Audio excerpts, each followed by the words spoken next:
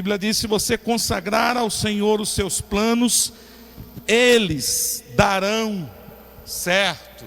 Fala comigo: se eu consagrar os meus planos ao Senhor, eles darão certo.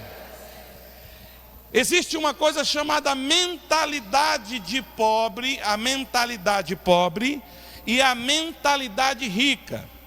E isso não tem nada a ver com quanto dinheiro você tem. É possível que alguém tenha muito dinheiro, mas tenha a mentalidade de pobre. É possível que a pessoa não tenha dinheiro nenhum, mas tenha uma mentalidade rica. Sim ou não? E você nunca chegará no lugar em que a sua mente não chegou primeiro. Sempre você precisa chegar onde você quer de maneira mental, emocional.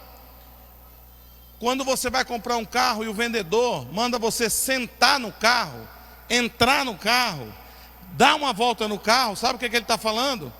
Manda uma mensagem para o teu inconsciente. Porque antes de entrar você olha a parcela e diz: eu não consigo.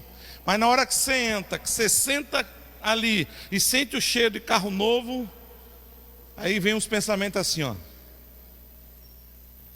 é para mim, eu mereço, né ou não é? Aí começa a fazer conta: pai, se eu economizar aqui, se eu economizar ali, eu acho que vai dar para pagar. Mas esse cálculo você só faz depois que você entra no carro, depois que você faz o test drive. Por quê? Porque você sentiu. A sua mente é assim, inconsciente, ela protege o seu corpo como uma peça única.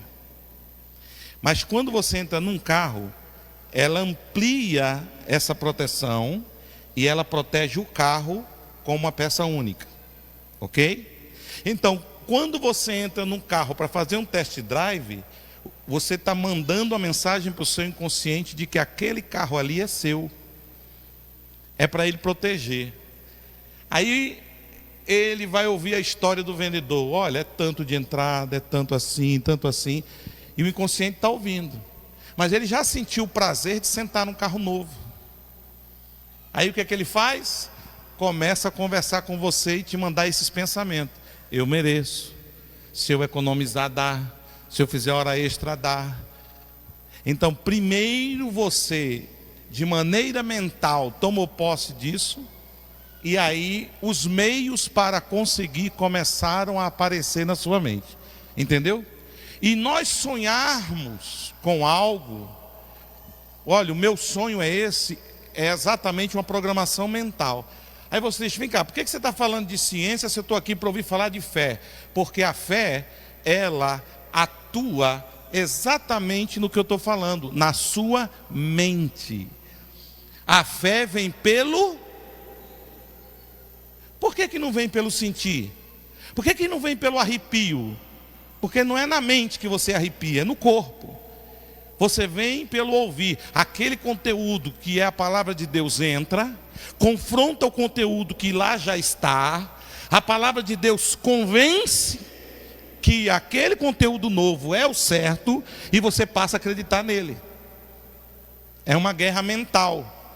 Então, por isso que a fé é uma certeza do que você está esperando. Se você quiser conhecer uma pessoa de fé, é só você perguntar para ela sobre os sonhos dela. Vem cá, quais são os seus sonhos? Irmão, uma mentalidade pobre, repito, não tem nada a ver com dinheiro, amém?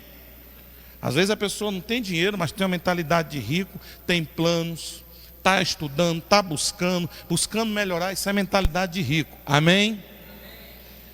Então escute, se uma pessoa tem uma mentalidade próspera, ela vai agir como uma pessoa próspera. E uma pessoa próspera são cheias de planos. Quando você pega uma pessoa de mentalidade pobre, vê uma rodinha, pode encostar, é fofoca. Estão falando mal de alguém. Agora pega pessoas bem-sucedidas em uma rodinha, estão conversando sobre projeto. Sim ou não? É assim que funciona. Onde é que você quer chegar? Na vida dos outros ou você quer chegar no futuro? Então se reúna com pessoas que vão te levar para o futuro. Posso ouvir amém? Entenda, a parte de Deus Ele faz. Nós temos que fazer a nossa parte. Eu preguei aqui há um mês atrás, falei sobre isso. Aquele Deus que é poderoso para fazer tudo, Ele pode fazer tudo.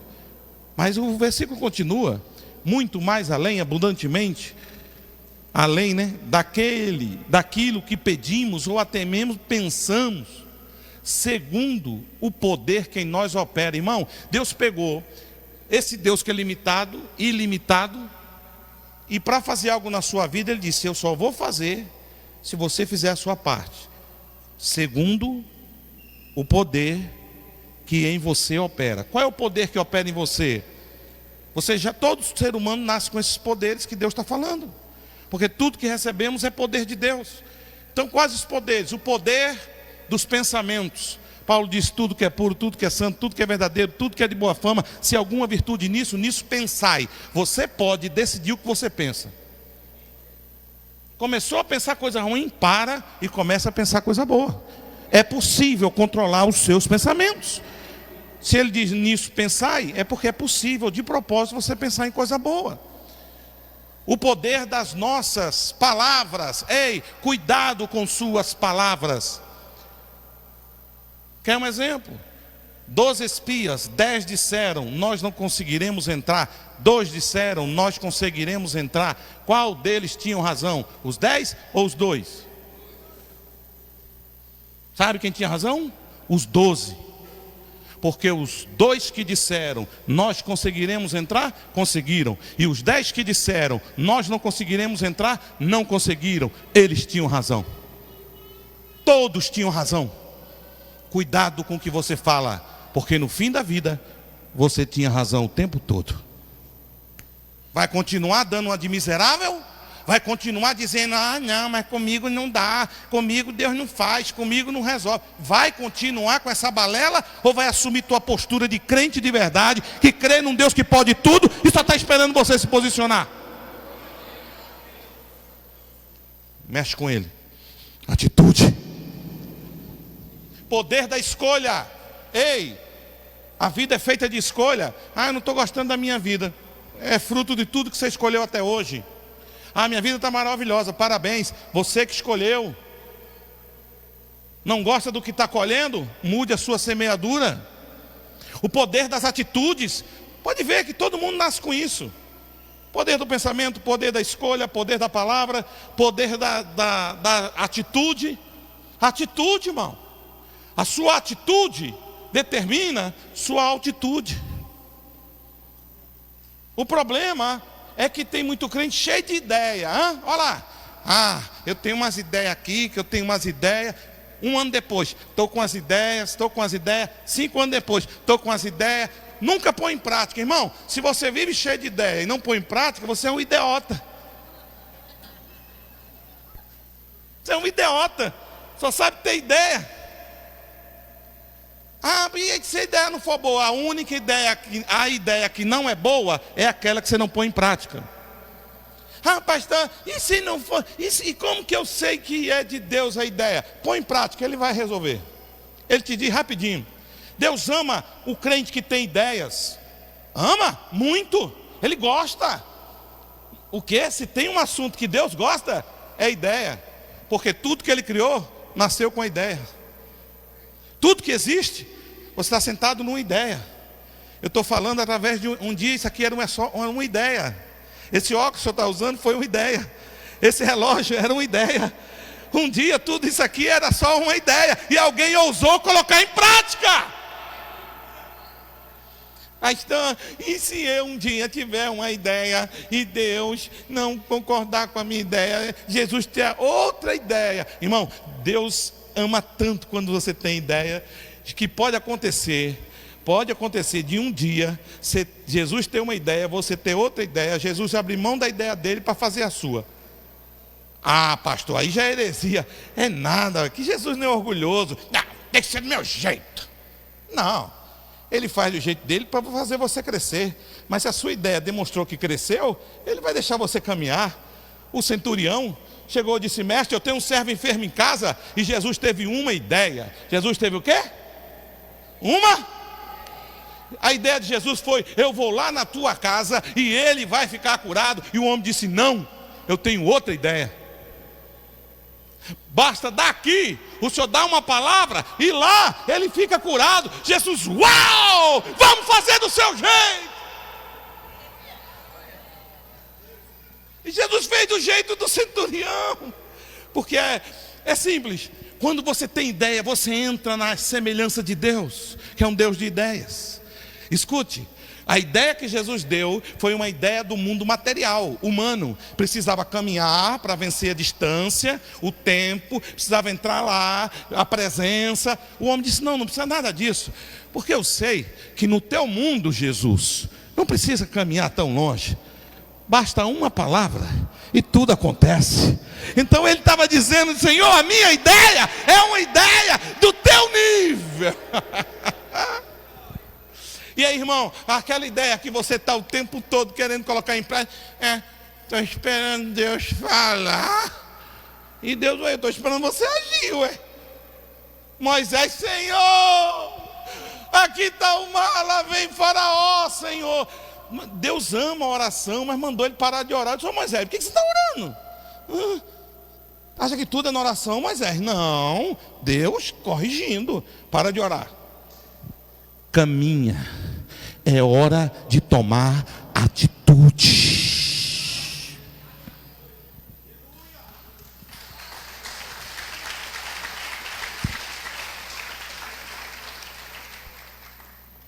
Fala comigo: atitude. Não saia de casa sem ela. Uma atitude muda tudo. Abra sua Bíblia, 1 Crônicas, capítulo 28. Quem é escolhido para vencer, diga glória a Deus. Eu sou escolhido, você é escolhido. Deus te escolheu desde o ventre da tua mãe. Antes mesmo, quando você era só uma substância sem forma.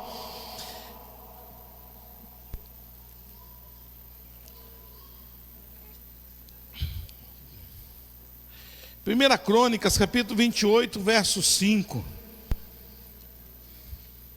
Davi diz assim: de todos os meus filhos, porque muitos filhos me deu o Senhor, Deus escolheu Salomão para se assentar no trono do Senhor sobre Israel. Irmão, olha aqui para mim: de todos os meus filhos, Deus escolheu Salomão. A primeira coisa que eu aprendo, quando o assunto envolver Deus, não questione as suas escolhas. Porque Deus é quem levanta, Deus é quem abate. Por que eu digo isso? Primeiro, você tem que ter consciência: Deus me escolheu. Você tem essa consciência ou não? Ele disse: não fosse vós que me escolhesse, eu que escolhi a vós. Aqui nós estamos falando de Salomão.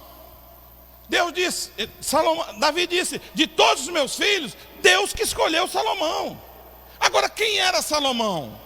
Que agora você vai entender, porque muito crente não acredita em si mesmo. Deus escolheu Salomão. Salomão era filho de Davi com Betseba. Betseba era mulher de Urias. Davi adulterou com ela, nasceu uma criança, a criança morreu. Davi deitou novamente, nasceu outra criança, a criança cresceu, ele deu um nome de Salomão.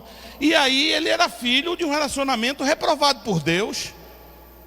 Mas na hora de Deus escolher alguém para substituir Davi, Deus vai e escolhe exatamente Salomão. Aí você diz assim: ué, não entendi nada, Deus não é o Deus da família, por que ele escolheu Salomão? Primeira coisa, se você não entendeu nada, fique na sua, porque quando Deus faz, a gente não entende mesmo. Jesus disse: o que eu faço, não sabes tu agora, mas tem uma promessa: compreenderás depois. Você quer saber o que Deus está falando ou você quer compreender? Em tempo real, é saber. Tá, eu estou sabendo o que ele está fazendo, mas não compreendo. Não, ele disse: não vou te dizer o que é que eu estou fazendo. Mas lá na frente, não só vai saber, como você vai compreender. João 13:7. João 13:7. Preste bem atenção nisso. Ah, pastor, por que Deus escolheu Salomão? Ele é fruto de pecado. Ei, meu irmão, se há erro aí nessa história, o erro foi de Davi contra Betseba, não foi de Salomão. Portanto, é um erro que ficou no passado de Salomão. E quando Deus escolhe alguém, não é baseado no passado. Quando Deus escolhe alguém, é baseado no futuro. Muita gente aqui não acredita que é chamado por Deus para fazer grandes coisas, porque você olha para a sua insignificância, você olha para o seu passado, você olha para o que você já fez na vida, e você diz, não é possível. Não, eu me conheço, eu sei que eu não mereço isso. Ei, se Deus quer escolher alguém, pode ser você, porque quando Ele escolhe, não é baseado no que você fez na vida. Quando Ele escolhe, é baseado no que Ele pode fazer com você. Deus é um Deus de futuro. Escute, Paulo, Jesus disse a Ananias, vai numa casa, deu o endereço, lá está Saulo, está prostrado, cego, você põe a mão na cabeça e vira pastor dele. Ananias começou a tremer e começou a falar do passado dele. Senhor, deixa eu te contar o passado desse homem. Esse homem mandou matar cristão, deu voto para matar cristão, segurou capa para matar cristão. Esse homem perseguiu cristão. Esse homem tem um passado terrível. Aí Jesus responde, vai, porque este é para mim um vaso escolhido. Deus estava dizendo, se é vaso escolhido, o critério não é esse. Se é vaso escolhido, o critério não é passado. Não é, se é vaso escolhido, eu vou te dizer, Ananias, qual é o critério? Você verá o quanto vai padecer pelo meu nome. Ele estava dizendo, eu escolhi, não foi pelo passado, eu escolhi pelo futuro dele. Ei, existe futuro para a sua vida, para vos dar o futuro que você espera. Ei, está na hora de começar a projetar coisas grandes, coisas boas, olhar para o futuro e ver o que Deus está preparando, o que Deus quer fazer comigo no futuro. Ei, não importa o que passou, porque Deus é um Deus que faz nova todas as coisas. Escute, aí Deus escolheu Salomão. O mesmo Deus, o mesmo Davi que disse que Deus escolheu Salomão, ele no capítulo 29, verso 17, ele diz assim: eu sei, Deus meu, que tu provas os corações e que da sinceridade te agradas. Eu também, Davi dizendo, eu também, na sinceridade do meu coração, voluntariamente dei todas essas coisas. E tudo que se acha aqui, o teu povo voluntariamente te deu. Eu vou repetir o começo, que é sobre isso que eu quero falar.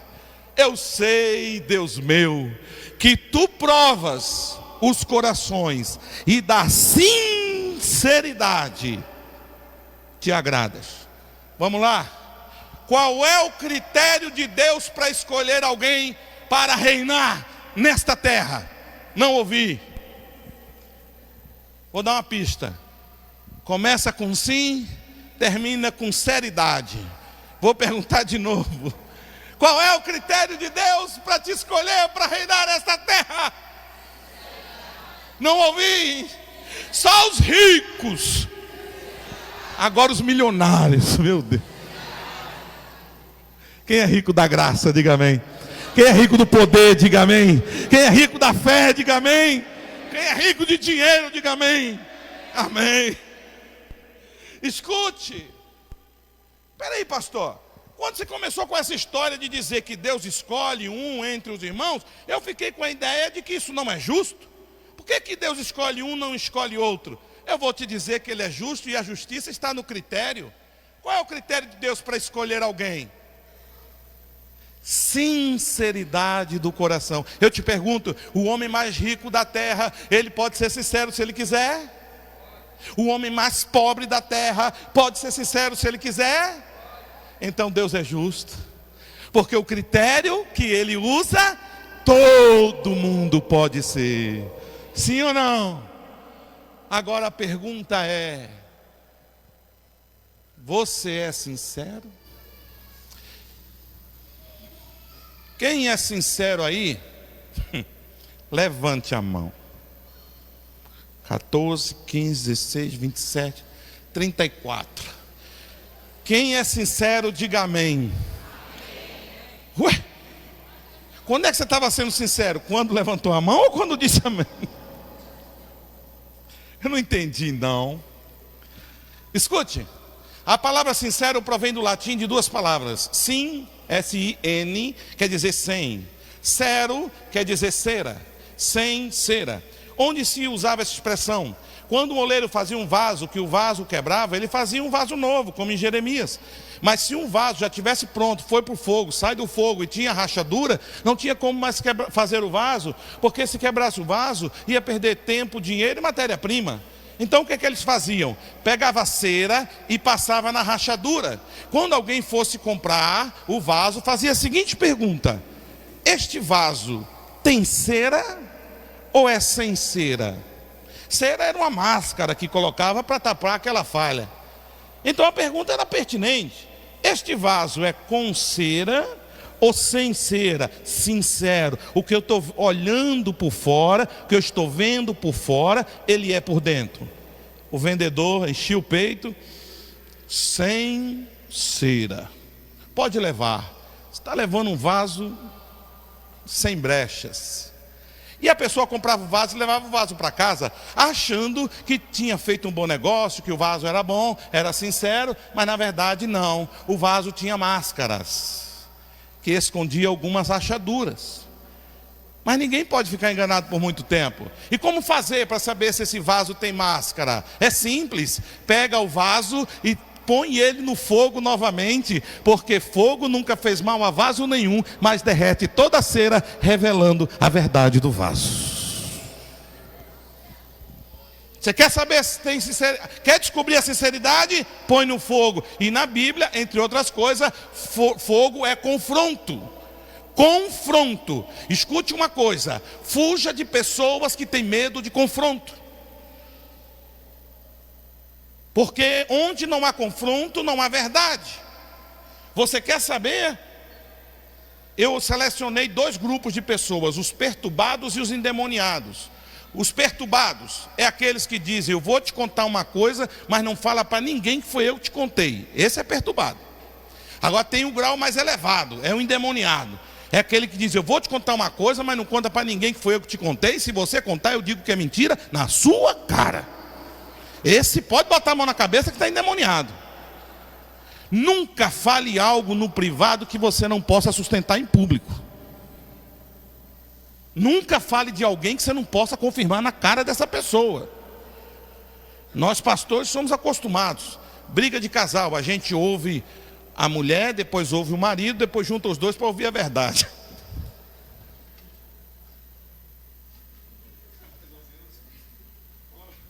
Pelo menos não muda o discurso quando você põe na frente. Escute uma coisa: confronto. Quem gosta de fofoca é pobre. Quem gosta de mentira é pobre. Quem gosta de falsidade é pobre. O rico é sincero. Eu amei morar em Portugal 2 vezes. Você convida para o seu aniversário uma pessoa chegada que você gosta, que gosta de você. Diz: sábado vai ser meu aniversário, você está convidado. Ele disse: eu não vou. Na lata, não vou. Eu digo: ué, meu aniversário, pô. Não vou. Por que você não vai? Tem um compromisso. Ué, como assim? Não sabia que podia dizer não? Pode. Se a pessoa não vai, ela diz que não. O brasileiro é assim: sábado meu aniversário. Opa, tô lá, hein? Juntinho com você. Se ele disser de certeza eu estou lá, talvez vá. Se ele disser talvez eu vou, ele não vai.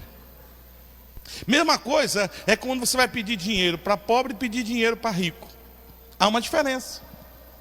Pobre de mentalidade, ele sempre diz que vai te ajudar.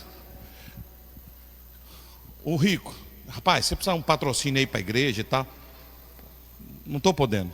Ele diz não na lata. Aí a gente diz assim, pô, não vai nem orar? Eu já fui grupo de jovem. A gente ia nos empresários para ajudar. Aquele que dizia não na lata. Eu disse, nossa, o cara nem disse que ia orar. Aí ia num irmão menos endinheirado e pedir patrocínio. Aí ele dizia assim, não, eu vou orar a Deus. Eu vou ajudar sim. Nossa, trabalho bonito de vocês, eu vou ajudar. Ó, a gente esperava, aí ligava, não atendia, liga, não atende. Você muda de número, aí liga. Quando ele atende, ele diz, ó, estava pensando em você agora. E aí, se você insiste, ele diz, ué, eu não te disse que vou te ajudar, por que você está me pressionando? E no final não ajuda. Irmão, vamos aprender a ser sincero? Sim, sim. Não, não. Se você se magoa com o meu não, é porque você não merece o meu sim. Isso é sinceridade. Ei, irmão, a pior coisa do mundo é você não ser sincero com as pessoas.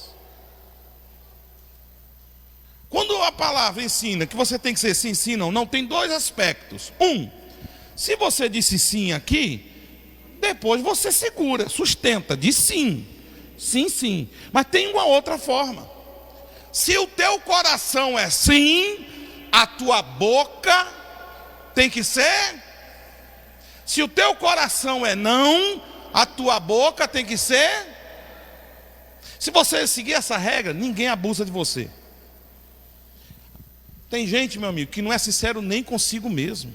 Quer ver? Quem já emprestou aqui cheque, cartão, CPF para crediário? A pessoa disse que ia te pagar, comprou, não pagou, você se lascou. Levante a mão. Eu acho que eu não volto mais. Na boa, me responde. Você sabe quem era a pessoa e que o nome dela estava sujo? Sujo não, rico fala negativado. Quando a pessoa pediu, o que é que o teu coração te disse? Mas você emprestou. Bem feito. Começa logo dizendo por aí, toma. Não foi sincero consigo mesmo, não se protegeu, tomou na cabeça. Mas eu tenho uma notícia boa, Deus é misericordioso e vai te tirar dessa. Ah, eu disse não para não estragar a amizade. Como estão agora? Me deu essa curiosidade de saber. Agora, quem já emprestou mais de uma vez? Levante a mão. Ah, o nome disso é outra coisa.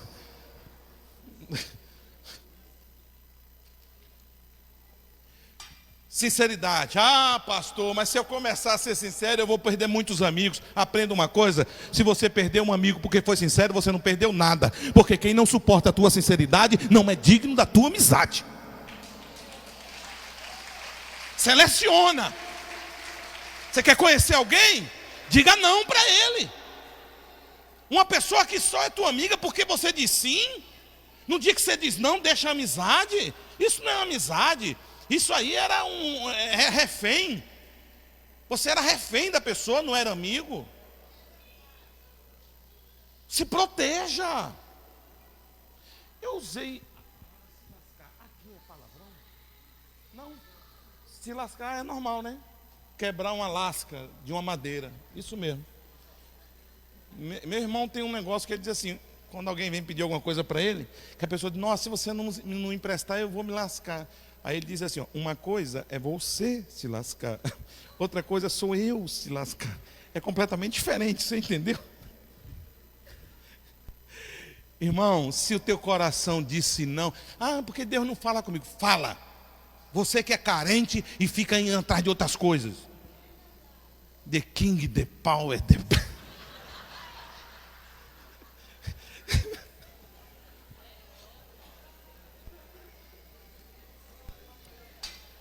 Eu não volto mais aqui, com certeza. Irmão, se eu não vir amanhã que o pastor Josué, ó, pô, me cortou.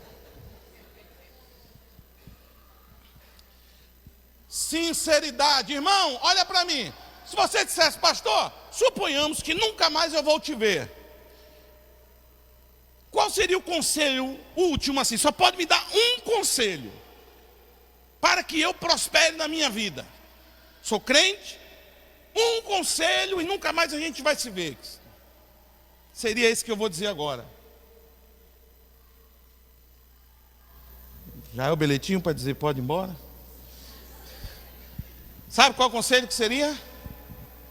Largue a hipocrisia religiosa e assuma o que você quer da sua vida. Por quê?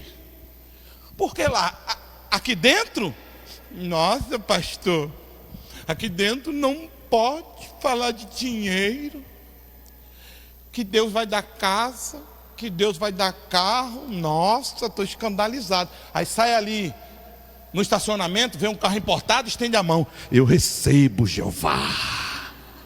Passa no casarão: ah, meu pai, teu servo está pronto. Hipócrita! Lá fora, no trabalho, o cara mente para ganhar dinheiro, vende a mãe para ganhar, não entrega, mas vende. Não manda entregar, mas vende. Faz de tudo para ganhar dinheiro. Chega aqui, que está diante do dono do ouro e da prata, o que te dá e não acrescenta dores, enriquece e não acrescenta dores, aquele que vai te fazer prosperar segundo a vontade dele. Você diz: não, aqui não, só quero ouvir falar de Deus. Irmão, quem é você? Quem sou eu para a gente definir de que, falando da prosperidade de Deus, eu não estou falando sobre Deus? A Bíblia diz que Deus ama, olha, Deus ama a prosperidade do justo. Das duas, uma: ou tu não sabe ler, das três, uma: ou tu não sabe ler, ou tu não sabe crer, ou tu não é justo.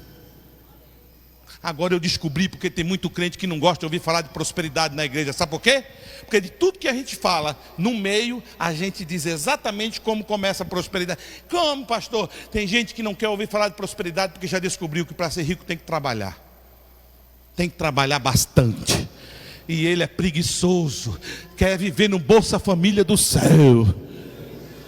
Não, meu filho, tem que acordar cedo, tem que deixar de ser magoadinho, tem que aguentar firme, tem que batalhar, tem que ir atrás, tem que empreender, tem que acreditar, não pode esmorecer nem desistir. Aí quando ele vê de sair, dá muito trabalho. Eu prefiro chegar na igreja e ficar: pastor, por isso que eu não quero saber disso, não, quero ir para o céu. Irmão, tu pensa que no céu a gente vai ficar todo mundo olhando para o lado: e aí, o que é que vamos fazer agora? Irmão, presta atenção. Olha que diálogo legal. Jesus disse: todos vós que estáis cansados e oprimidos. Jesus está chamando o pecador que está cansado de pecar, porque pecado cansa. O pecador que está cansado de pecar, cansou, já não aguenta mais essa vida, vem os cansados. E aí vem. Aí no meio da fila, Jesus olha e tem um preguiçoso. Aí Jesus diz: Salomão, fala com ele. Aí Salomão diz: ei, preguiçoso, você sai dessa fila, vai para a fila das formigas. Vai aprender com as formigas. Irmão, Deus, Jesus, ele salva pecador cansado. Agora, preguiçoso não. Tem que primeiro fazer um estágio com as formigas, aprender a trabalhar. É sério? Irmão, a Bíblia diz que o diabo não dorme, fica de dia e de noite ao derredor, bradando como leão, tentando nos... Irmão, o cara é trabalhador. Até o diabo trabalha, e você aí? Não. Jesus disse em João 5,7: o meu Pai trabalha até agora e eu trabalho também. Se Deus e Jesus trabalham, vai trabalhar, vagalume. Não, porque tem gente que acha que vai viver de brilho, né? Quem está aí, diga amém. O Davi Sasser me mandando mensagem aqui. Amanhã o Davi Sasser vai estar aqui cantando com a gente, adorando. Ah, não veio hoje, é amanhã. Eu me confundi, é amanhã. É verdade, mas era amanhã do tempo todo, eu que me confundi. Mas qualquer coisa eu canto aqui, se a irmã quiser. Só que o povo todo vai embora. Ei, eu sei, Deus meu, que tu provas os corações e da sinceridade te agrada. Irmão, presta atenção. Deus, quando quer conhecer o coração de alguém, Ele prova esta pessoa. Neste texto que nós lemos, se a tua Bíblia está aberta, 1 Crônicas, capítulo 29, verso 7. Eu sei, Deus meu, que tu provas os corações e da sinceridade te agradas. No mesmo versículo, eu na sinceridade do meu coração dei todas essas coisas, e agora vi que o teu povo que se acha aqui voluntariamente te deu. No mesmo versículo que diz que Deus prova o coração, no mesmo versículo fala de oferta como prova do coração. Irmão, calma, o ofertório já foi feito, relaxa, não vai haver mais ofertório hoje. Aí tem um irmão que, mas vai haver amanhã. Quem é sincero, diga amém. Você acredita que é dando que se recebe? E por que o horário do ofertório é o mais triste do culto? Você devia estar, esse louvor, acaba logo que eu quero é ofertar, porque é dando. Escute isso. Todas as vezes que Deus quer te subir de nível, Ele te põe à prova. Todas as vezes que Deus quer te subir de nível, Ele põe à prova. Eu só preciso te esclarecer de uma coisa. Se você quer subir de nível na vida econômica, material, financeira, tem gente que só entende que prova é quando está sem dinheiro. O crente é assim, estou sem dinheiro. Ih, pastor, estou na prova. Irmão, tem gente que está sem dinheiro, mas não está na prova não. Na prova você estava quando tinha dinheiro. Você não passou na prova quando Deus te deu aquele dinheiro. Deixou de ser fiel, deixou de agir com fé, aí você foi reprovado. O que está acontecendo é que você está reprovado, voltou para estaca zero de novo, está repetindo de ano, por isso está demorando tanto. Porque prova não é só quando falta, quando Deus dá, é uma prova também. Fala comigo, quando Deus me dá dinheiro, Ele prova o meu coração. Quando Deus me pede dinheiro, Ele prova a minha fé. Porque na hora que Deus te dá dinheiro, aí você já não precisa aguentar certas coisas, aí você não precisa aturar algumas coisas, aí Deus quer saber quem é você, aí Ele te dá dinheiro. Agora, quando Ele quer saber a sua fé, irmão, aí Ele te pede. Você crê que Deus dá? Tem que crer que Deus pede, porque é dando que se recebe. Escuta, meu comportamento diante da oferta, converti, expulso de casa, fui morar na igreja. O pastor disse que se eu convertesse a minha vida ia mudar. Começou pelo endereço. Fui morar na igreja, no altar mesmo, colchonete de retiro de carnaval da igreja, fininho. Estava com a vida literalmente no altar. E eu vi as pessoas no culto, dando oferta, eu sem dinheiro. E eu pensando, meu Deus, queria ter dinheiro para ofertar. Eu achava lindo aquele momento, as pessoas dando dinheiro para a casa de Deus. Um dia foi um pastor lá, todo mundo ofertando, ele olhou para mim, chegou perto de mim. Eu vou usar em reais, para você entender fácil, que era cruzados novos, não sei o quê. Aí ele me deu 10 reais e disse, pode ofertar. Rapaz, eu fui tão feliz, primeira vez que eu ofertei, 10 reais. Só que na hora que eu coloquei 10 reais, veio uma alegria no meu coração e eu disse, me empolguei, a próxima vai ser 100. Meu filho. Apareceu um capim, um terreno para limpar o chão, um capim. Eu capinei o terreno todo, a mulher me deu 100 reais. Eu digo, pronto, C&A, Riachuelo. Deus disse, não, você falou que... Eu digo, me empolguei. Na hora do culto, irmão, você já deu 100zão assim? Na hora do culto lá vai eu, sem envelope. Não, com 100 a gente não precisa nem de envelope. Com 100zão na mão assim, ó. Quando eu botei assim, eu voltei assim, rico, meu irmão. Eu voltei ricão para um lugar. Ó, não foi assim não, eu dou uma romantizada. Mas no meu coração estava meio que, pode adorar à vontade, que o ar-condicionado hoje está pago. Eu me senti participante do que estava acontecendo. Aí eu me empolguei de novo.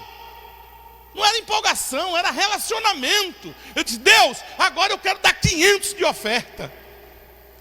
Aí alguns meses depois eu mudei de estado, fui de Pernambuco para o Espírito Santo. Primeiro emprego, primeiro salário, recebi e fui para a igreja. Um perigo. Deus sabe o dia que você recebe. Começou a adoração. Deus fala no meu coração, meu salário é R$550. Deus fala, eu quero tudo de oferta. Eu era batistão, irmão, tradicional, a igreja pentecostal, na hora do louvor, Deus falando comigo, eu quero tudo de oferta. Fechei os olhos, Deus falou, tudo de oferta. Aí eu fui lá na frente. Quando eu fui colocar a oferta, o pastor falou, não filho, não é agora não, é depois, pode voltar. Eu disse, não pastor, eu quero deixar agora, bolo de dinheiro. Bolo. Quero deixar agora. Não, volte para o seu lugar, depois você traz. Eu disse, pastor, se eu for, eu não sei se eu volto. A minha vida está aqui. Tá bom, meu filho, deixa aí. Deixei e voltei. O culto era 3 da tarde.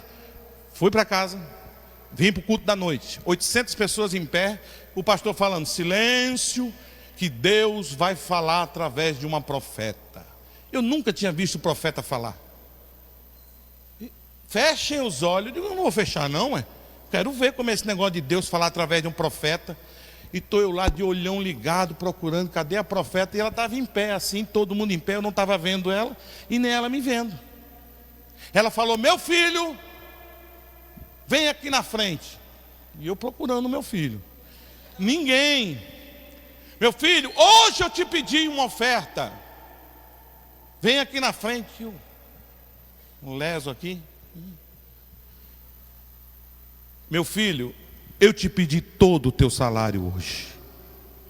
Aí eu, será que sou eu? Aí eu pensei assim, ó, eu estava no corredor, eu pensei assim, eu vou botar o pé no corredor, se for eu, Deus chama. Deus é Deus. Ela não está vendo, mas Deus que se vire. Ele que vai ter que ver meu pé. Irmão, quando eu fiz assim, ela falou, você mesmo. Eu digo, oxe. Cheguei lá na frente, mas ela disse, você. E os jovens da igreja, né? Todo mundo olhando. Como ele foi capaz. Eu te pedi hoje uma oferta de sacrifício. Todo o teu salário. E você me deu. Sabe o que Deus me disse nessa hora? 2 Crônicas, capítulo 1, verso 6. Olha o que está escrito aí.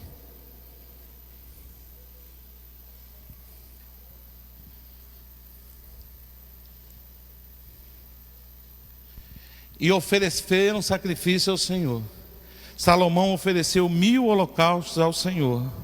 Naquela mesma noite, Deus apareceu a Salomão e disse: pede o que você quiser e eu vou te dar. Não, Deus ainda é Deus. Deus ainda fala isso. Mas interessante que Deus falou para Salomão, quando todo mundo estava oferecendo um holocausto, ele estava oferecendo 1000. Ele foi super abundante, cheio de fé para com Deus. Deus disse: pede o que você quiser que eu te dou. Volta para ano de 95, 96. Hoje eu te pedi todo o teu salário e você me deu. Agora pede o que você quiser que eu te dou. É muita coragem de Deus, né? Não fala isso para um pobre. Irmão, diante de Deus eu pensei num carro importado. Se é para deixar a miséria, que fosse acelerando, né? Mas não pedi. Eu pensei num apartamento de frente para o mar. Mas não pedi. Lembrei da minha irmã, que eu tinha problema, que estava na casa dela, ela é espírita e eu crente, não podia mais ficar lá. Aí eu digo: ah é? Vingança. Ah é? tudo que eu quiser? Pensei. Deus, eu quero a salvação da minha irmã dentro de 30 dias. Pus data, estou pagando. Calma, irmão, é uma brincadeira. Não estou pagando. Deus disse: pede o que você quiser, não disse? Eu quero a salvação da minha irmã dentro de 30 dias. E fui para o monte orar. 30 dias, Batista no monte. Aí eu fui zombar dos crentes falando língua estranha. Daqui a pouco estou eu lá rolando no chão. 2 horas depois eu levantei falando língua estranha. Irmão, nunca vi isso. Eu dizia: que palhaçada é essa? Olha a palhaçada dos crentes. Que palhaçada é essa? Daqui a pouco eu caí na palhaçada. Fui batizado com o Espírito Santo. Escute. No dia 30 da minha campanha, estou em casa, meu irmão. Chega minha irmã: cadê a mamãe? Está na igreja. Estou indo para a boate comemorar o aniversário do meu marido. Eu ouvi, estava tomando banho, chorando. Corri para a igreja e vim falar com Deus. Esse é diálogo. Encostei no canto assim e falei: Deus, muito obrigado, viu? Grande negócio o Senhor me propôs. Pediu todo o meu dinheiro. 30 dias de trabalho eu dei. E aí o Senhor diz: pode pedir o que você quiser. Eu queria carro importado, não pedi. Queria um apartamento de frente à praia, não pedi. Como sou evangélico, pedi a salvação da irmã. E era hoje o combinado. E ela está indo comemorar a campanha na boate, se é que o senhor está sabendo. Irmão, Deus não ouve isso. Ele pega um anjo meio desavisado, diz: ó, ouve aí, depois me filtra. Me diz só o resumo. E eu brigando. Só que minha irmã, para ir para a boate, tinha 2 filhas, tinha que deixar com minha mãe. E dia de culto, mulher de Deus está onde? Na igreja. Minha irmã chega na porta chamando a minha mãe. Minha mãe levanta e vai lá. Ela diz: eu quero que fique com as meninas, estou indo para a boate. Minha mãe disse: eu não concordo com o que você vai fazer, mas por amor às meninas eu fico. Ela disse: então tá bom, mamãe, vamos embora. Ela segurou na minha irmã e disse: embora não. Porque da casa de Deus eu só saio com a bênção apostólica. Quando teu pai batia em mim porque eu ia para a igreja, rasgava a Bíblia e me dava facada grávida, dizendo que eu tinha caso com o pastor, eu não deixei de ir para a igreja. Agora que ele é convertido e virou pastor, eu não vou sair da casa de Deus sem a bênção apostólica. Resumo da história: minha irmã ficou mastigando chiclete olhando para o pastor. E eu não sei o que ele pregou, só sei que de repente ele fez um apelo. Minha irmã vem correndo, me abraça e diz: meu irmão, eu quero aceitar Jesus.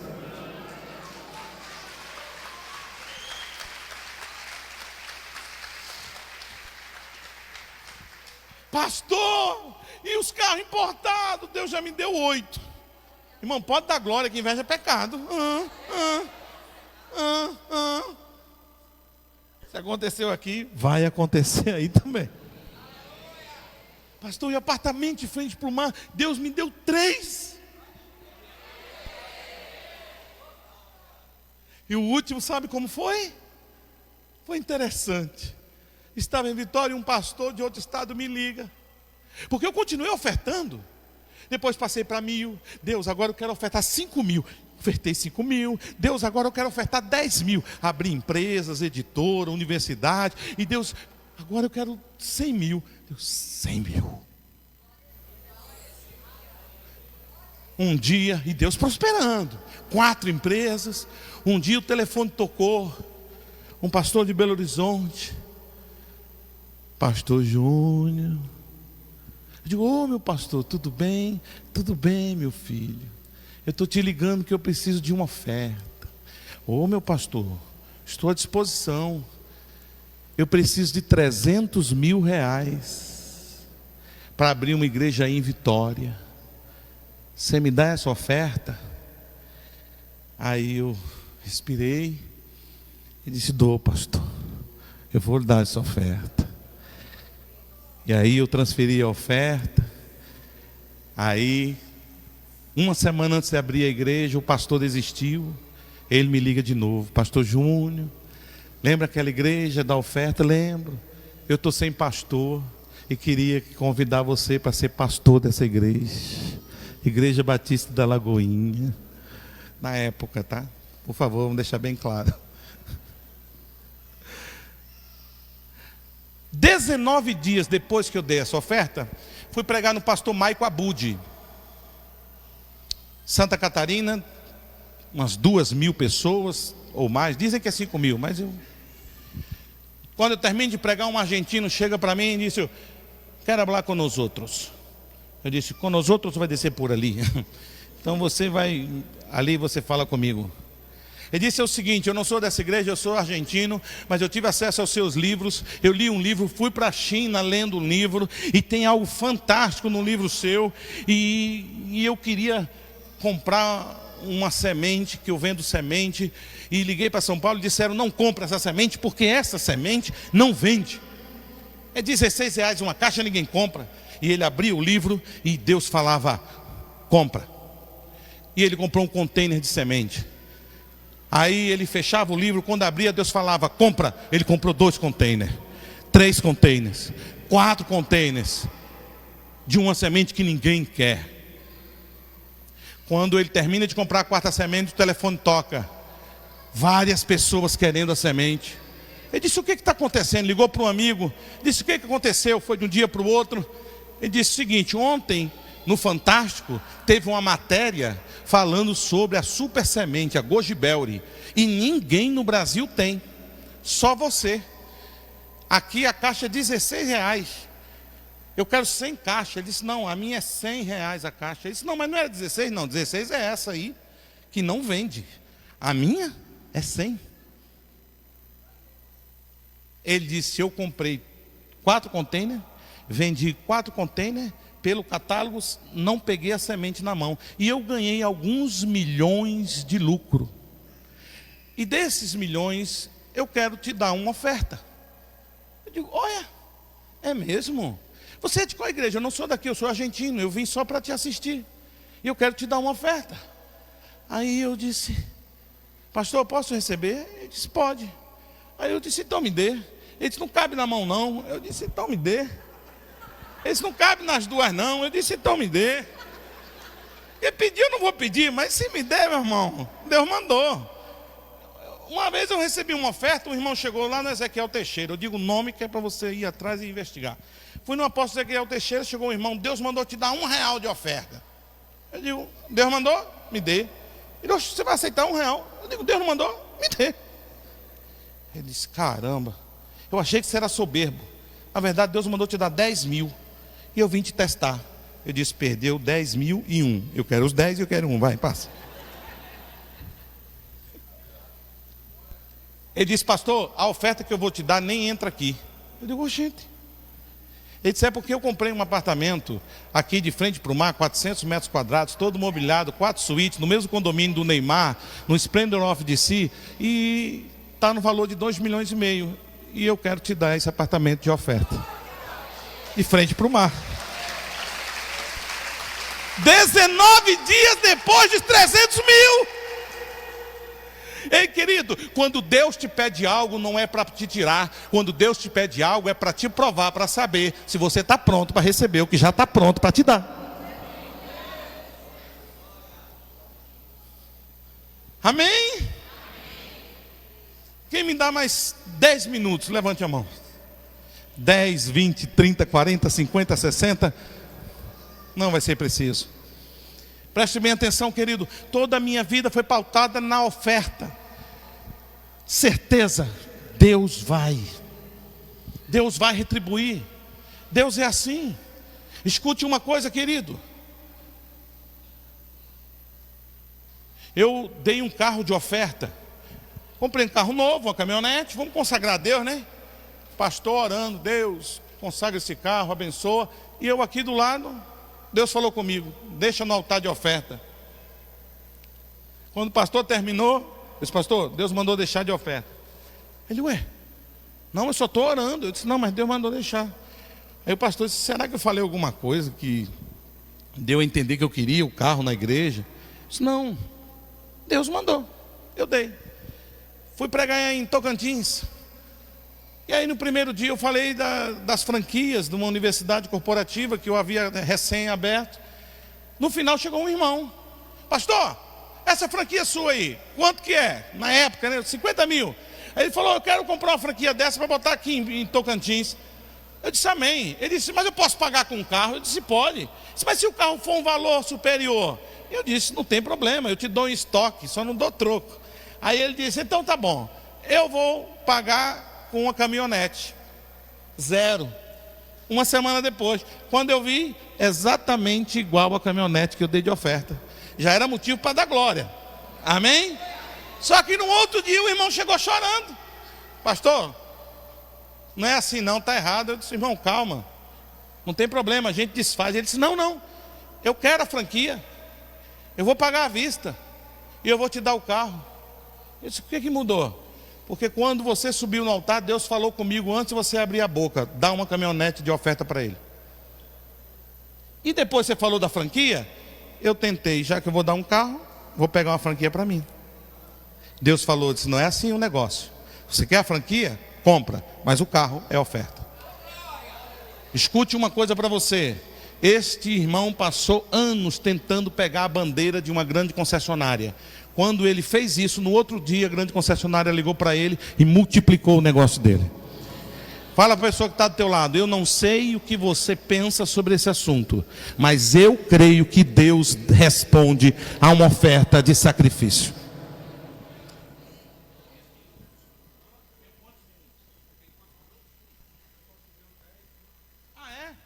Já me deram pelo menos uns 30 minutos. Não, agora na boa, posso ir mais 20 minutos? Amém? Não fica preocupado com o ônibus não, que rico tem esse negócio não, hein? Você falou que você era rico. Tem? 20 com mais 10. Pronto, o general. Gente, rapidamente, abra sua Bíblia em Gênesis.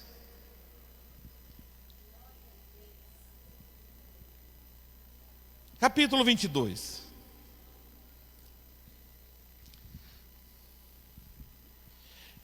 Você conhece a história, eu não vou ler tudo. Apenas, eu vou falar os princípios que estão embutidos nessa história. Sucedeu depois dessas coisas que Deus provou a Abraão. Deus fez o que, igreja? Então olha para mim aqui. Deus queria subir o nível de Abraão. Aí o que é que Deus faz? Chama para provar. Ei, Abraão era amigo de Deus. E mesmo assim foi provado por Deus. Jesus foi provado. Irmão, de onde você tirou que Deus não vai te provar nesta noite? Você quer subir de nível?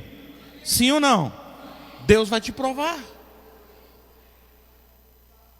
Deus disse a Abraão: eu quero o teu filho, o teu único filho. Quantos filhos Abraão teve? Não ouvi. 2. Mas quando Deus vai pedir, Deus diz: eu quero o teu único filho. Por que Deus chama de único? Aqui tem um princípio. O primeiro filho não foi um filho dado por Deus, foi um filho da ação humana. A precipitação de Sara, Abraão, vítima Agar, nasce Ismael, não foi Deus que deu. Aí vem Isaac, esse sim foi Deus que deu. Na hora de Deus pedir, Deus pede o que ele já deu. Deus só pede o que já deu. Ei, quando Deus te pede algo, Ele não quer tirar o que você tem, Ele só quer saber se você reconhece que foi Ele que deu. Tudo que você tem, quem foi que te deu? Agora, Ele te deu, mas deu para você ou continua sendo dele? Porque a Bíblia diz que Ele é dono do ouro e da prata, até o ouro e a prata que está no nosso bolso. Ele é dono de você, quanto mais do seu dinheiro. Quem concorda, diga amém. Então, o que Deus me deu, continua sendo dele. Então, quando Ele me pede, Ele não está me pedindo dinheiro em si. Ele está me pedindo reconhecimento. Reconheça que é meu, me devolva. Me dê o que eu estou pedindo. Se você não dá, é porque você acha que é seu. Tem alguém que diz, eu não vou dar o meu dinheiro para a igreja. Ei, irmão, se a sua consciência é essa, que o seu dinheiro é seu, fica para você. Deus não quer nada de ninguém. Ele só quer aquilo que é dele. Você é que decide se o que você tem é dele ou é seu. Pastor, ele me deu, por que ele está me pedindo? É uma prova para saber se realmente continua sendo dele e você está preparado para mais. Porque se tem uma bênção que pode estragar você, é a financeira. Você já viu uma pessoa curada do câncer ficar snob porque foi curada do câncer? Não. A pessoa fica humilde, grata. Uma pessoa que foi liberta de demônio não fica snob. Uma pessoa que foi curada da coluna não fica snob. Agora, uma pessoa que foi abençoada financeiramente, não corre um risco dessa pessoa ficar snob? Sim ou não? Então, se tem uma área que Deus vai ter que te provar com muito cuidado para poder te dar algo, é a financeira, e a explicação é essa. Porque se uma pessoa é avarenta e Deus aumenta o que ela tem, Deus aumentou o pecado dela. Então, meu irmão, aprenda isso. Deus só te dá algo que você prova para Ele que é capaz de viver sem.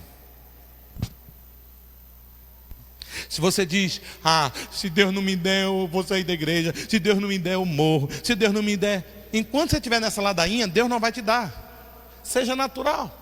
Ana estava pedindo, eu quero um filho, eu quero um filho. Porque eu quero um filho, eu quero um filho. Penino está me irritando, eu quero um filho, eu quero um filho. Deus, no dia que ela disse, Senhor, vou mudar o discurso aqui. Se o Senhor me der um filho, eu nem vou ficar com ele. Vou te devolver. Deus disse, então, já que está pronto, já que está preparada para viver sem filho, eu vou te dar um filho. Já que você se consola com a minha presença, então eu vou te dar tudo, mulher. Deu um filho não, deu vários filhos. Então por que, pastor? Você está pregando que Deus quer me prosperar, porque Ele não quer que o dinheiro consuma seu coração. Mas Ele quer te prosperar, porque dinheiro não é problema, dinheiro não é solução, mas dinheiro é uma ferramenta que Deus usa para fazer a vontade dEle na terra. Eu cheguei na África, e tinha um casal de missionários lá, que ouviu falar de mim, foi lá no hotel, falou comigo, o homem estava com anemia, ia o dia inteiro de ônibus para a África do Sul para se tratar, a mulher tinha perdido o útero, o ovário, o fígado, não sei o quê, toda.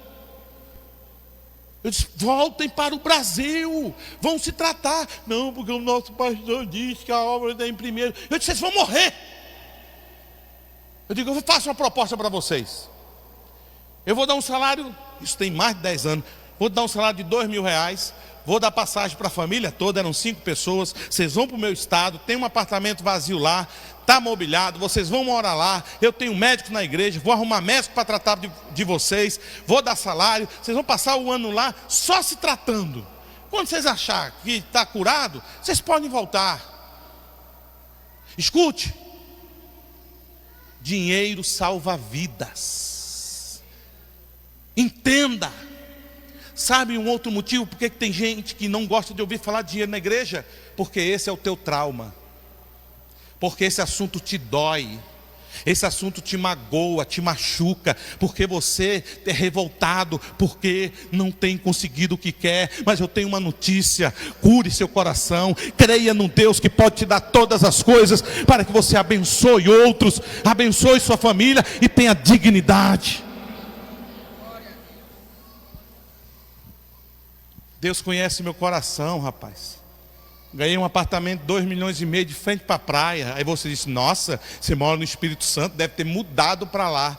Olha, o meu interesse foi tão grande no bem material, que 5 pastores tiraram férias, passaram o fim de semana, antes de eu poder dormir a primeira noite no apartamento. Olha que cara materialista. De jeito nenhum. Então Deus só tem a me abençoar. Deus vai te abençoar. Deus quer te dar, não é para te corromper, Ele quer te dar para te prosperar. Fala comigo, Deus, eu aceito o que o Senhor tem para mim, para minha família e para o meu futuro. Escute, Ele disse, eu quero ter um único filho. Ouça, Ele disse, olha, isso aqui é lindo, irmão. Você que tem medo de dar o que Deus pede, olha isso. Abraão chegou no pé da montanha e disse assim: ficai aqui, deixou todo mundo embaixo, eu e o menino, fala comigo, são dois. Ele disse: eu e o menino iremos até ali no monte. Se são dois, pode usar o plural, pode ou não pode? Iremos, ok? Eu e o menino iremos até ali. E havendo adorado, qual era a adoração? Sacrificar o menino. Em português corrente, matar o menino. Sim ou não? Abraão sabia que Deus ia mandar parar? Sim ou não? Lá no pé do monte, olha o que ele diz: eu e o menino iremos até ali, e havendo adorado, voltaremos. Ele continuou no plural. Pastor, o que isso quer dizer? Em Gênesis, você não entende nunca. Para entender, tem que ir no Novo Testamento, na galeria dos heróis da fé, onde diz: Abraão, pela fé, ofereceu Isaque, crendo que depois de matar o menino, Deus era poderoso para ressuscitar. Eu vou fazer o que Deus me pede, eu vou dar o que Ele me pede, mas Ele é tão poderoso que não vai me deixar sem nada. Ele vai ressuscitar e eu volto com Ele. Quando você faz o que Deus manda, você não perde nunca. Aprenda uma coisa: tudo que Deus te pede como oferta de sacrifício morre no altar, mas tudo que morre no altar, Deus ressuscita, e tudo que Deus ressuscita, Ele multiplica. Isso é sério. Antes de terminar, para orar por você, olha, isso é lindo. Primeiro, quando ele coloca, sobe, faz lá a fogueira, o altar, coloca o menino, aí Deus fala com ele: Abraão, não faça tal coisa, volta a fita. Quantas vezes Deus pediu esse menino de oferta? Fala comigo. Uma. Passou o primeiro dia e Deus calado. Deus fez o quê? Toda a igreja, só os ricos. Deus. Segundo dia, Deus. Terceiro dia, Deus. O menino pergunta onde está o cordeiro. Deus continua. Mas quando Abraão coloca no altar o que Deus pediu, Deus fala com ele. Tem um segredo aí. Qual é o segredo? Era uma prova. E quando é prova, que o professor te dá a prova, ele fica, só volta a falar quando você coloca a prova em cima da mesa. Sabe o que é que eu aprendo? Tem muitos crentes aqui, ou é possível ter, que já participou de uma ministração dessa, nesta igreja ou em outra igreja. Algum dia da sua vida, Deus já te pediu uma oferta de sacrifício, algo material.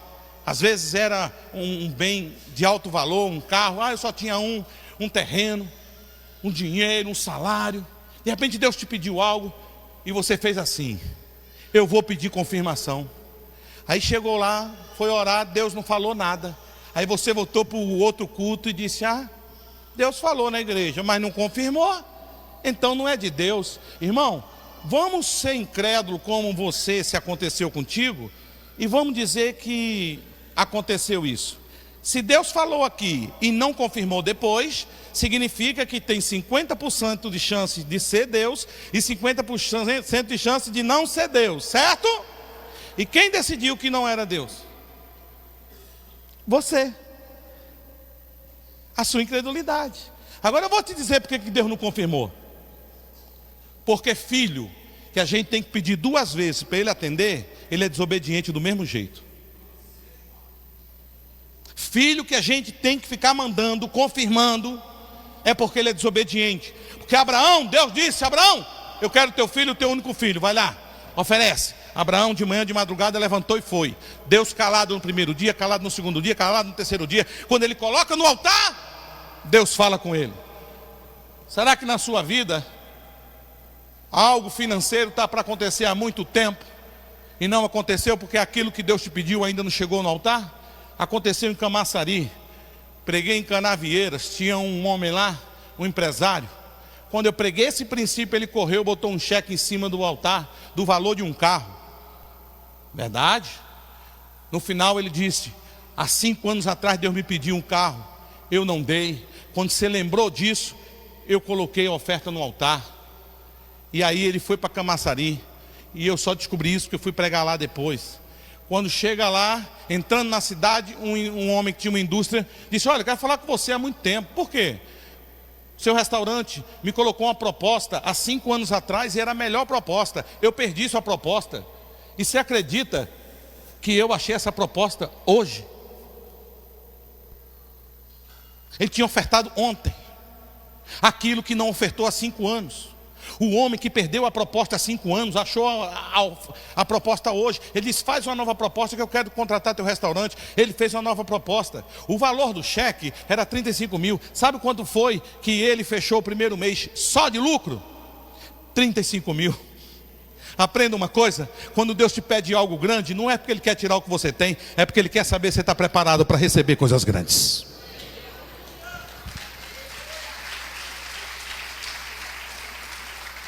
Agora escute isso. O mais lindo vem agora.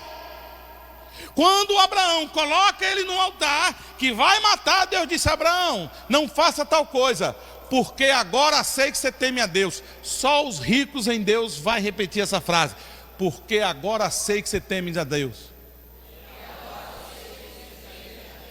Aí eu te pergunto: Deus sabia ou não sabia antes? Sabia, porque Ele é onisciente. Ei, mas cuidado, a onisciência é um atributo de Deus que existe para servir a Deus, não é para servir você. Toda vez que o crente usa a onisciência para fugir de responsabilidade: irmão, e aí fez? Ah, pastor, não, irmão, era para ter feito. Ah, Deus sabe de todas as coisas. É para fugir de responsabilidade. Então não tente usar a onisciência. Quem usa é Deus, é um atributo dele que serve a ele. Se ele quiser usar a onisciência com você, ele faz, e ele faz. Então, a onisciência é Deus saber da tua vida, amém? Mas Deus saber da tua vida não muda a tua vida. Quem já bateu o carro depois que aceitou Jesus, levante a mão. Deus sabia que você ia bater? Sabia, e você bateu. Deus saber da sua vida não muda a sua vida. Ei, Deus sabe quem vai salvar?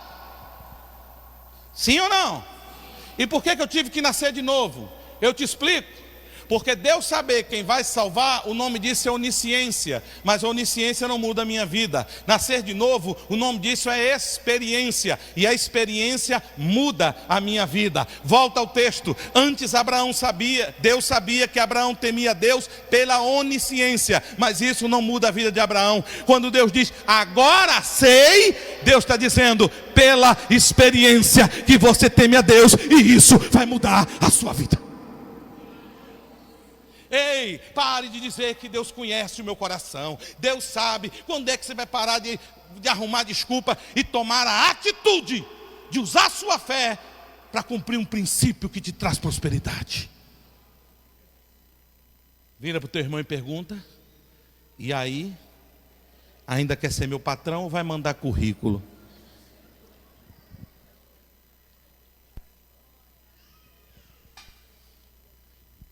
E por último, Deus disse a Abraão: por que você não me negou o seu filho?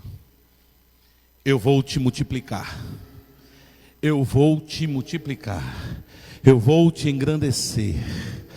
Ei, irmão, se você não negar o que Deus te pedir, Ele vai te multiplicar. Fique de pé.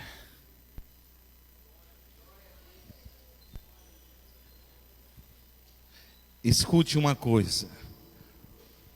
Eu deixei o princípio mais sensível e mais poderoso para dizer agora.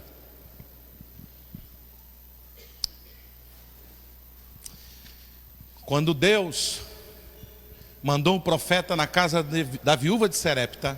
Preste bem atenção nisso, porque aqui vai derrubar uma mentira que o diabo põe na sua cabeça. Quando Deus mandou o profeta lá, Deus disse, olha, eu vou enviar uma mulher que te sustenta. Chega lá, a mulher disse, ele pergunta, o que você tem para comer? Disse, ó, o que tem para comer é um pouco de farinha, de azeite, vai comer hoje eu e meu filho e amanhã a gente morre. Eu te pergunto, a situação estava difícil, sim ou não? Qual a solução que o profeta deu? Foi uma cesta básica para ajudar? Ele estava ali profeticamente, do jeito que eu estou aqui profeticamente. Ele disse para ela, olha, disseste bem, faz o bolo, mas traz primeiramente para mim. Ele representava Deus ali. Deus mandou, ele estava enviado por Deus, ele representa Deus. Faz primeiro para mim. Ela fez, deu primeiro na mão do profeta. Agora preste bem atenção. Esqueça tudo que você já aprendeu sobre esse texto, porque a pergunta, ela é muito nova. Na hora que ela deu o que o profeta mandou, ela dá. Na hora, nesta hora. A situação dela melhorou ou piora? Vou perguntar de novo. Na hora, ela tinha 1 quilo, deu 700, 600, sei lá, gramas para o profeta. Nesta hora que ela deu, a situação dela, matematicamente, melhora ou piora? Piora. Irmão, te confesso, quando Deus me revelou isso, para mim é o princípio mais lindo de tudo que eu preguei aqui.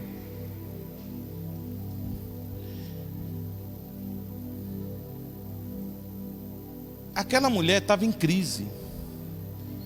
Agora eu te pergunto, Deus era culpado? Sim ou não? Não ouvi. Quantas crises nós nos metemos, nós estamos, Deus é culpado? Sim ou não? Não. Agora escute, a palavra culpado e responsável, em alguns momentos ela é a mesma coisa. Agora eu te pergunto uma coisa.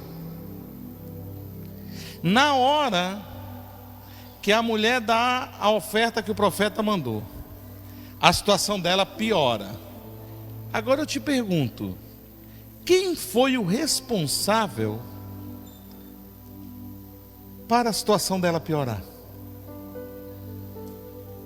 Quem foi? Tenha medo não, diga. Quem mandou o profeta lá? O profeta obedeceu.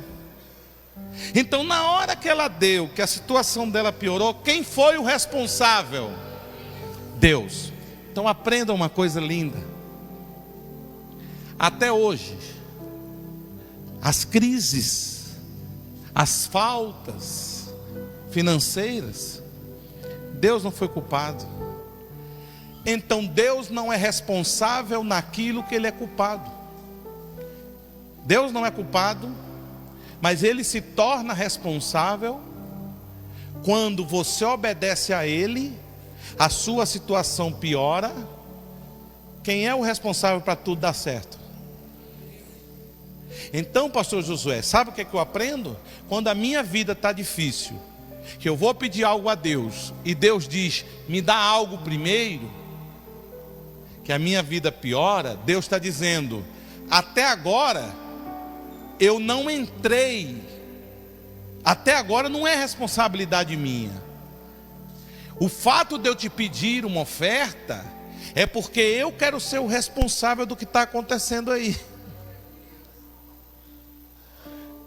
Quando a responsabilidade for minha, quando você estiver passando algo porque eu mandei você fazer algo, eu sou o responsável para mudar tudo. Então não importa a situação que você está hoje, se Deus está te pedindo uma oferta de sacrifício, Deus está dizendo, faz, porque a partir de agora eu tenho responsabilidade em fazer milagre. Aí a Bíblia diz que ela comeu ele, ela, o filho, até 3 anos e meio, que voltou a chover sobre Sarepta. Meu irmão, traga Deus para ser responsável da sua vida financeira. Entre num relacionamento com Deus de dar e receber. Ah, pastor, eu nunca criei nessas coisas. Meu irmão, arrisque-se. Use o mínimo de fé que tiver no seu coração para ouvir Deus nesta noite.